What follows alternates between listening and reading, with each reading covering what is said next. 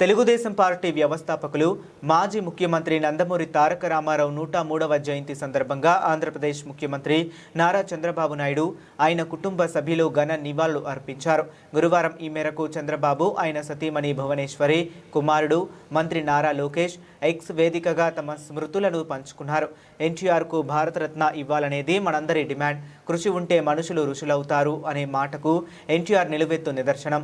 తెలుగు ప్రజల గుండెల్లో చిరస్థాయిగా నిలిచిపోయిన కారణ జన్ముడు, సినీ రాజకీయ రంగాల్లో ధృవతారగా వెలిగిన ఆయన తెలుగు ప్రజల జీవితాల్లో మార్పులు తెచ్చిన ఆధునిక సంఘ సంస్కర్త అని ముఖ్యమంత్రి చంద్రబాబు తన పోస్టులో పేర్కొన్నారు.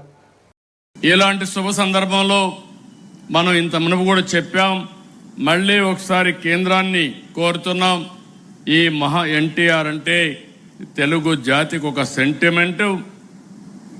తెలుగు జాతి మొత్తం ఏకపక్షంగా ఆరాధించే ఏకైక నాయకుడు నందమూరి తారక రామారావు గారు. ఆయనకు భారత తెలుగు వెలుగుగా నిలిచిన స్వర్గీయ ఎన్టీఆర్కి భారతరత్న ఇవ్వాలనేది మనందరి డిమాండ్. అందుకే